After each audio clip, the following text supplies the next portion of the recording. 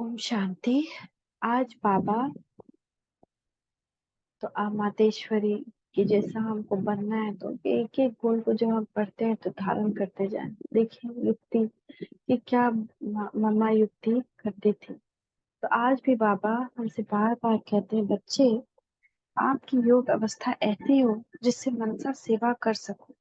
अंत में ऐसी सेवा होगी, लोग बहुत घबराए हुए दुखी अशांत होंगे। आपकी दृष्टि देकर उनको शांति की शक्ति देना। मम्मा के जीवन में तो इन सब प्यारी अवस्थाओं को हमने देखा। बाबा ने मम्मा की कोई बात बार बार नहीं की, यही मम्मा की विशेषता थी। बाबा ने जब एक शिक्षा दी तो दोबारा कहने की जरूरत बाबा को नहीं रही। जी हाँ, कह के मम्मा ने उसको अपने जीवन में लाया। इसको कहते हैं पुरुषार्थ। मम्मा खुद मुरली सुनाती थी, अपनी वाणी चलाती थी तो कहती थी कि जब आप कहते हो मैं पुरुषार्थी हूँ तो आप ये पुरुषार्थी सब किस भाव में कहते हो, किस प्रसंग में कहते हो। जब आप से कोई गलती हो जाती है, नुकसान हो जाता है तो दूसरे को कहते हो भाई मैं भी पुरुषार्थी हूँ। वो आप पुरुषार्थी सबका भाव यह देते हो कि पुरुषार्थी माना जिसमें कमियां हो, कमजोरियां हो, गलती व भूल करता हो, यह पुरुषार्थी का मतलब नहीं है। पुरुषार्थी बच्चे अर्थ में उसको कहा जाता है जिसको एक बार कोई बात समझाने के बाद फिर दोबारा समझाने की जरूरत न रहे। यह है सच्चा पुरुषार्थ। ऐसा पुरुषार्थ करना है, यह हमने प्रैक्टिकल उनके जीवन में देखा। बाबा ने जो शिक्षा दी उसे उन्होंने उसी तरह से पालन किया और आचरण में लाया। बाबा के सामिप्य का आधार परिवर्तन। बाबा ने उनको निमित्त बनाया क्योंकि मम्मा ने थोड़े समय में उन गुणों को अपने जीवन में धारण कर लिया और जिनको धारण करने में अभी तक सब लगे हुए हैं। संस्कार बदलना चाहते हैं, बदलते नहीं है। मम्मा ने बड़ी जल्दी से अपने संस्कारों को परिवर्तन कर लिया। यह कमाल थी मम्मा की। दृढ़ निश्चय कैसे? मम्मा का निश्चय बहुत दृढ़ अटूट था। निश्चय के भी कई प्रकार होते हैं, हर एक निश्चय एक जैसा नहीं होता। कई मानते हैं शिव बाबा आ गए हैं, दुनिया बहुत खराब हो चुकी है, यह वह सारी बातों में निश्चय होगा, लेकिन इस दुनिया का विनाश हो जाएगा, ये कैसे होगा? उन्हें समझ में नहीं आता। कल्प की 5,000 आयु 5,000 वर्ष है तो कई लोग कह देते हैं इन बातों में अभी तक हमारा निश्चय नहीं। वे क्लास में रोज आते हैं, मुरली रोज सुनते हैं, हम बाबा के बच्चे हैं, यह भी कहते हैं, लेकिन 100% निश्चय हो जिसको संपूर्ण निश्चय कहा जाता है उनमें वह नहीं। एक है संपूर्ण निश्चय, दूसरा है दृढ़ निश्चय। मम्मा कभी भी अपने उन निश्चय से हिली नहीं। इस ज्ञान में भी बहुत प्रगति आती गई। कोई कह सकता है कि थोड़ा थोड़ा अंतर आता गया? पहले सब इन बातों, इतनी गहरी बातों की, नहीं बातों की समझ नहीं सकते थे। तो बाबा ने पहले पहले जो बात बताई और बाद में जो बात बताई उसमें अगर कोई ध्यान दे तो थोड़ा थोड़ा अंतर है। मिसाल के तौर पर पहले यह कहा जाता था कि आत्मा अंगुष्ठ रूप है, तो बाद में कहा जाता था वह ज्योति बिंदु है। अब अंगुष्ठ तो बड़ा होता है, ज्योति बिंदु छोटा होता है। कई उपनिषदों में इस बात का उल्लेख है कि आत्मा अंगुष्ठ रूप है, तो यहाँ भी पहले पहले यही कहा जाता था कि आत्मा अंगुष्ठाकार है। फिर यह समझाया गया आत्मा बहुत सूक्ष्म है, अंगुष्ठ रूप कैसे हो सकती है?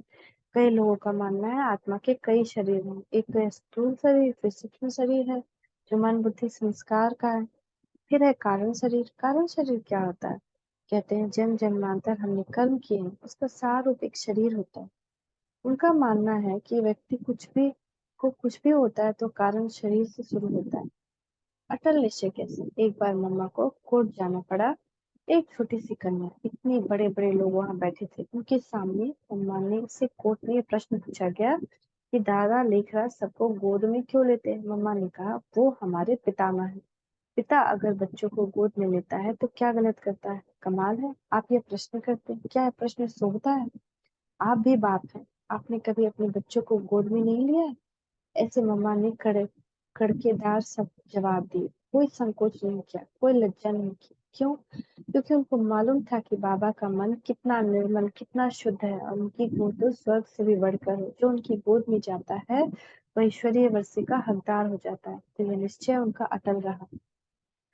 अपने निश्चय से वे कभी टले नहीं। कई बार कई लोग जान बचाने के लिए कुछ इधर उधर की बातें कह देते। वे कहते कि बाद की बात में देखी जाएगी, अभी फिलहाल हम मुश्किल में पड़े हैं तो अभी ऐसा वैसा कह दो। लेकिन मम्मा में ऐसा नहीं था। शक्ति रूपा जिसको कहा जाता है, शक्तिशाली निश्चय मम्मा का था। तो दृढ़ निश्चय, संपूर्ण निश्चय, अटल निश्चय और शक्ति से भरपूर निश्चय मम्मा का था। हर एक अपने अपने निश्चय को देखे, क्या उसमें ये सारी बातें हैं? कभी मम्मा के जीवन में कोई ऐसी बात नहीं आई जो उनका निश्चय थोड़ा डवाडोल हो? जैसे कई लोग कहते हैं कि संपूर्ण ब्रह्मचर्य का पालन करो तो दुनिया कैसे चलेगी। बात तो ठीक है, कैसे चलेगी, जबकि हम खुद इस तरीके से पैदा हुए हैं। और लोगों को कहें कि तुम इस बात को न किया करो, यह कैसे कहें? वे इतना डटकर ये पवित्रता की बात नहीं कर सकते, लेकिन मम्मा बहुत डटकर जवाब देती थी। कई दफा लोग उनसे कहते थे कि जिसने लड्डू नहीं खाया उसको स्वाद का क्या पता। तो आप कन्या को क्या पता कि गृहस्थ में क्या मजा है, घर परिवार में क्या मजा है। आप लोगों को तो कुछ अनुभव नहीं। तो मामा कहती थी, तुम्हारा मतलब यह है कि एक का हाथ जल गया तो हम भी हाथ जला के देखे कि हाथ जलाने से क्या होता है। अरे, एक ने हमारे सामने अनुभव किया, हम देख रहे हैं हाथ जलाने से क्या नतीजा निकलता, तो हम भी जला के देखे क्या? तुम भिखारी हो ना, तुमने क्या सुख पाया, बताओ क्या सुख पाया? बेधड़क होकर मम्मा बात करती थी और संपूर्ण निश्चय से। तो यह मम्मा की बहुत बड़ी विशेषता थी। समस्त मानव जाति की वो माँ थी। कई लोगों के मन में प्रश्न उठता था कि मम्मा को ही बाबा ने क्यों आगे रखा, क्यों चुना? एक बात तो निश्चय की थी और दूसरी थी पवित्रता की।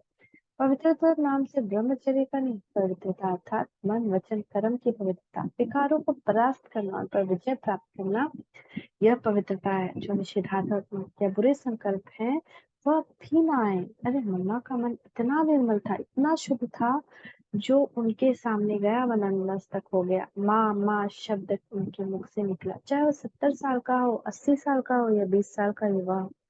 उनको दिखते ही सबके मुख से निकलता था, यह माँ है, यह मेरी माँ है। माँ से मिलने कई शहरों से देवियों के पुजारी आते थे। समाचार पत्रों में ये बड़े बड़े पत्र आते थे। प्रसिद्ध लेखक आते थे जिनकी पुस्तकें बहुत चलती थी, प्रचलित थी।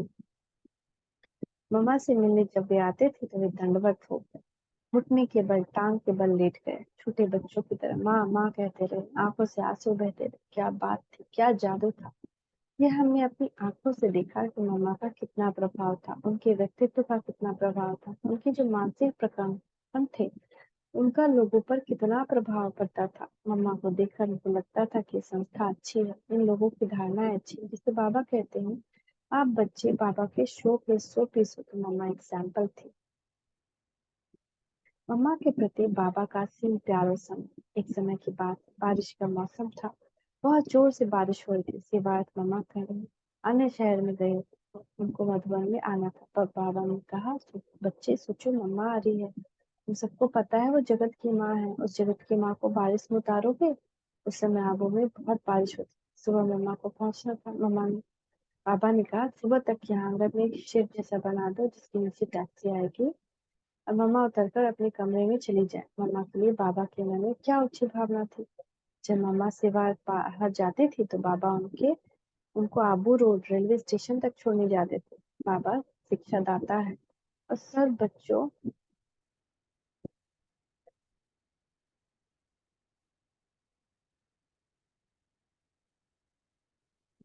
को सिखाने के लिए खुद करके दिखाते थे कि अपने से बड़ों का रिगार्ड कैसे करें।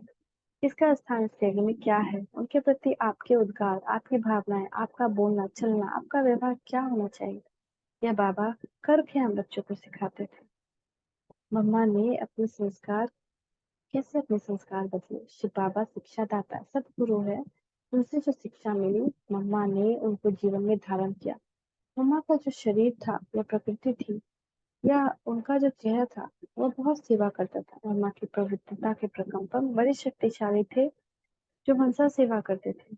हम भी अपनी में वैसी अवस्था लाएं, यह मैं कहना चाह रहा था और यही मम्मा की आश थी हम सब बच्चों के प्रति। ओम शांति, ओम शांति, ओम शांति।